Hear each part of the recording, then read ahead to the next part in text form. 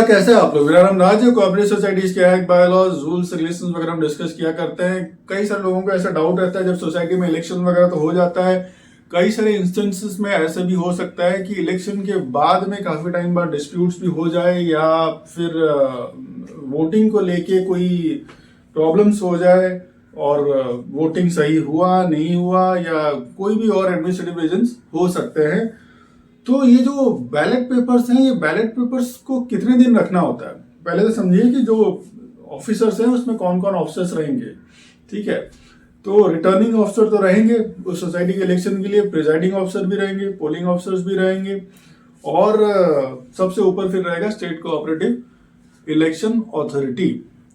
तो जो returning officer है, तो ये रिटर्निंग ऑफिसर इनको कितने दिन के लिए वो पेपर्स को, बैलेट पेपर्स को रखना पड़ेगा so that in case of dispute उनको सामने रखा जा सके और कोर्ट में अगर ऐसा बुलाया जाए तो तथ्यों को जैसे रखा जा सके और कौन सा क्या सही है क्या गलत है वो डिसाइड हो पाए। तो election to Maharashtra cooperative society election to committee rules 2014 के अंदर में ये प्रावधान है। तो आप मैक्सिमम क्या कर सकते हो, इनको 6 महीने तक आप इनको, जो रिटर्निंग ऑफिसर होगा 6 महीने तक इनको रखेगा रूल 51 के हिसाब से। और रूल 51 क्या बोलता है कि जो भी ये काउंटिंग वगैरह हुई है, जो बैलेट पेपर्स है, चाहे उसमें वोटिंग हो गई, जो इनवैलिड हो गया या जिसपे वोटिंग हुई नहीं है, वो सारी चीजों को आपको क्या रखना है, आपको 6 महीने तक रखना है। आपको एक सील्ड पैकेट में रखना है और उसके ऊपर क्या लिख देना है, अकाउंट ऑफ बैलेट पेपर्स जो है ये प्रिजाइडिंग ऑफिसर को रखना है। ठीक है, रिटर्निंग ऑफिसर सबसे ऊपर हो गया, प्रिजाइडिंग ऑफिसर जो पूरा वहां का सारा जो इलेक्शन वगैरह है जिसको वो देखता है। ठीक है, फिर उसके अंडर में पोलिंग ऑफिसर, जो अलग अलग पोलिंग बूथ्स होंगे वहां पे पोलिंग ऑफिसर्स रहेंगे।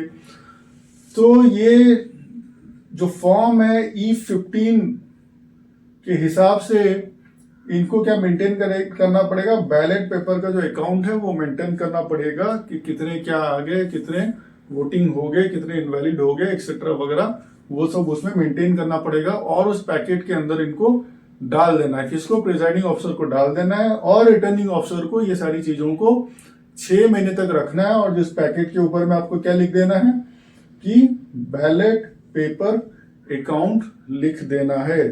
सो इन केस ऑफ डिस्प्यूट 6 महीने के अंदर अगर होता है तो चीजों को रिकवर किया जा सकता है और वो सामने रखा जा सकता है। मगर 6 महीने के बाद भी रखा सकता है अगर ऐसी डिस्प्यूट्स अगर कोऑपरेटिव कोर्ट तक पहुंची है, कोर्ट ने बोल दिया कि, कोर्ट ने बोला किसी भी रीजन की वजह से कि इसके बाद भी रखना है, तो it can be beyond 6 months also.